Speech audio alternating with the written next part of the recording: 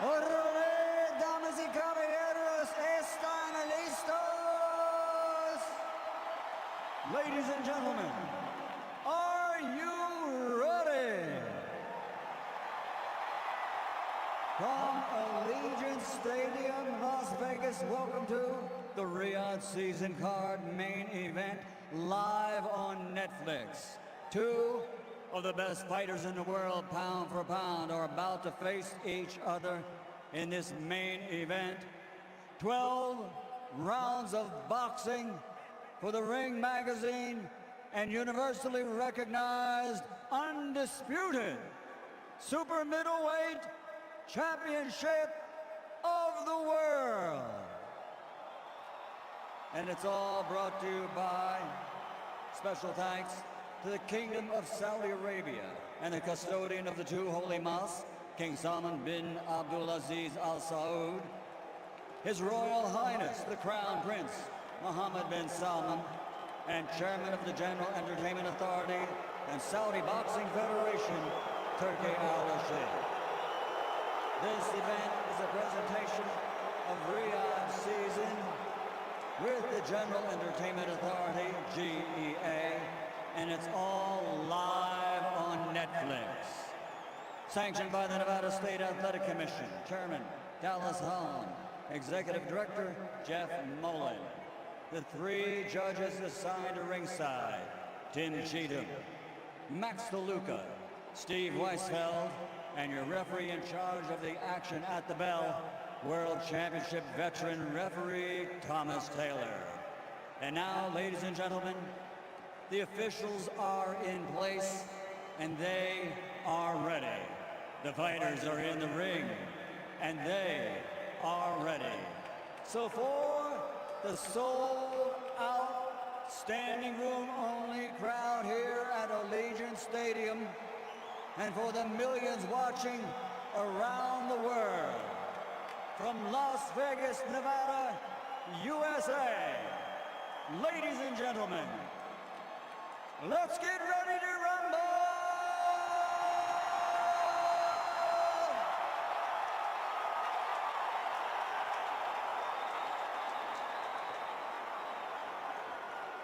Introducing first, fighting out of the blue corner, the challenger, wearing black with khaki and red. Official weight, 167.5 pounds. His professional record is a perfect one. 41 fights, 41 victories, 31 big wins by knockout from Omaha, Nebraska, USA. He's a four-time, four-division, two-time undisputed world champion, presenting the former lightweight world champion, former undisputed super lightweight world champion, former undisputed welterweight champion of the world, and the current reigning super welterweight world champion, the undefeated Terence Crawford.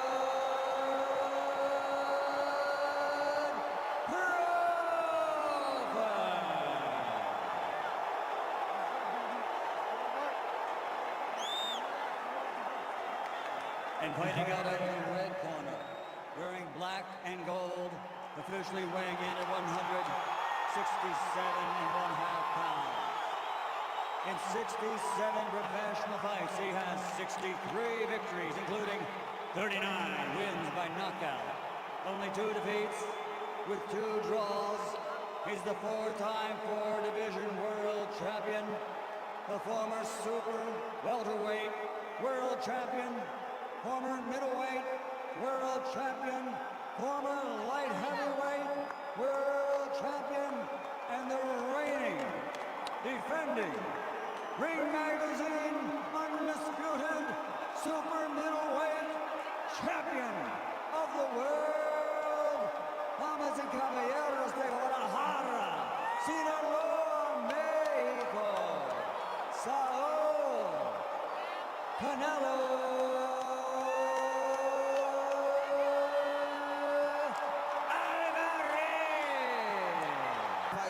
but he's still going to have to adjust to this atmosphere, to this moment, and the reality that he's facing Canelo Alvarez in that ring tonight. And the force of the punches, that's what I'm looking for early.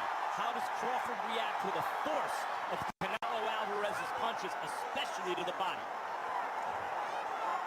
Canelo looks slightly bigger than Terence, but that's not the tell-all. The tell-all is when they clinch. The tell-all is when those punches get thrown. And to your point, when they start to land. Crawford had knocked out 11 straight foes before going the distance with Madrimov back in August of 2024. Madrimov is the biggest opponent he's faced as a pro, and it seemed largely because of the size his most difficult. And that was 2 divisions south of here.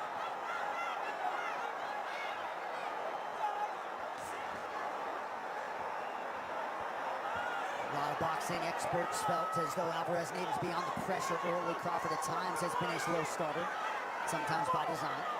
Alvarez is a master at his body position and taking ground and making the ring small, subtly and quickly in fights. In that first round, you see him doing that right here. He's just slowly taking ground, and he's forcing Crawford to give up ground. That can unnerve an opponent. Over time, that can drain an opponent. I want to see how Crawford answers that tonight. As is often the case on this level, you're dealing with 2 of the highest boxing IQs in the game, very fast processors, and they are studying each other right now. Big right hand from Canelo blocked. Body shot got through for Alvarez. 2 good shots for Alvarez. First 2 real punches of the fight. Bad angle for me, that right may have been blocked. By the way, the 2 first clean punches of the fight for Crawford. Crawford shakes off that right hand offering of Alvarez, who now changes his level. Under a minute to go here, round 1.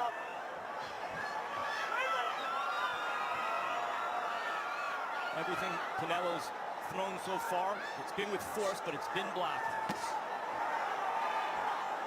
That attempt also blocked by Crawford. The way Canelo throws, you better block those. That one landed, left hook to the body. Good shot from Canelo. Crawford can't give up too many of those. That's where you find out, is Crawford big enough?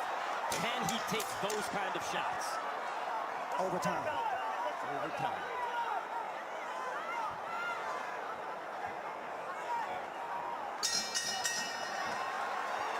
Did you like that clean left from Crawford? Did you like the left hook to the body and the greater activity from Canelo? And you might have heard Ryan McIntyre looking for Crawford to employ a few more feints here early round 2. He needs to not only employ feints, but the jab. Mac asked for the jab, and he has to continue to do that to try to keep Canelo at bay, though Canelo is a great counterpuncher, but it also helps Crawford get into a rhythm. But that shot right there that Canelo landed, and he's landed it in the first round, is a shot he uses often with southpaws. He doesn't throw the punch where they necessarily are, but where he thinks they're going to be. It may not look hard, but it's a hard shot, and Crawford has to find a way to not give up too many of those. And Crawford has landed cleanly and has reddened Canelo's face this round, but I think more importantly, he has to make Canelo believe that he's fighting a real super middleweight, that he's fighting another guy his size. Nice slip there by Crawford, getting off the center line.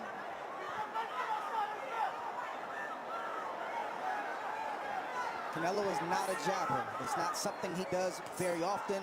His gift is pressuring with feet and cutting off the ring, like we talked about in the first round, and making that ring seem a lot smaller than it actually is. And you see him doing this right here. Partial land to the body by Alvarez. Under 2 minutes here, round 2. Crawford not only has to jab, good exchange from both guys. It looked like Crawford touched Alvarez on the way in. But he also has to feint. Canelo has to look like he's going to do something even when he's not. It keeps the harder puncher off balance, keeps him thinking, and allows Crawford to land shots that may not be knockout shots, but shots that get respect and build points. Crawford's doing some good work. But now the question is, if and when Canelo lands cleanly upstairs, what happens? Because that has not happened yet. And he is a big, strong super middleweight. Canelo looks a lot different tonight than he did yesterday at the weigh-in. Rehydrated. There was no rehydration clause, by the way. Canelo can weigh whatever he wants tonight, after making weight yesterday morning. And Crawford seemed none too concerned.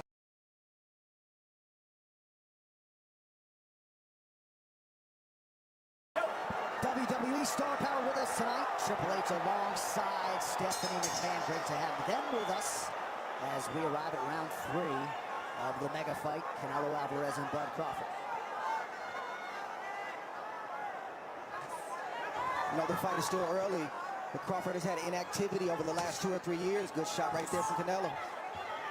But the inactivity or the rust has not shown. It looks like Crawford is fresh, and that he might have needed that rest, at least at his age. He'll be 38 right after this fight. He doesn't look like a rusty fighter so far. Yeah, much was made of that angle. Also the angle that Alvarez had fought 520 rounds as a pro to 245 for Crawford. What you do notice, he also doesn't look so much smaller than Canelo, really. At least the effect hasn't shown up in the ring. But you do notice Crawford is doing the better boxing so far. Not by a lot, but by some.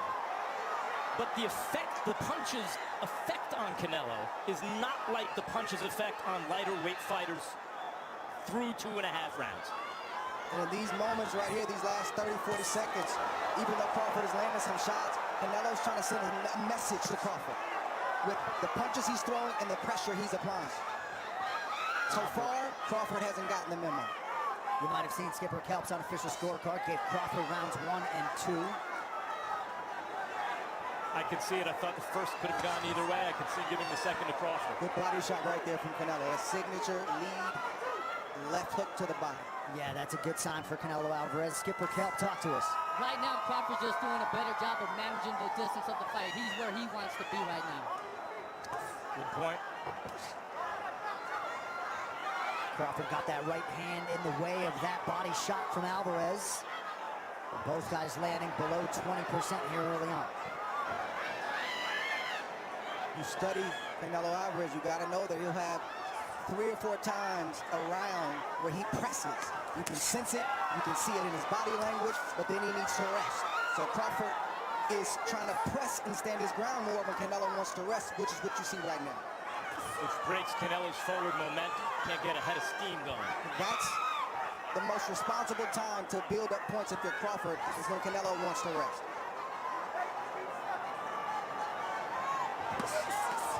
Good response by Crawford after Alvarez touched the body. Yeah, we know that Crawford is the sharper boxer. What we haven't seen yet is what happens if and when Canelo lands something hard upstairs.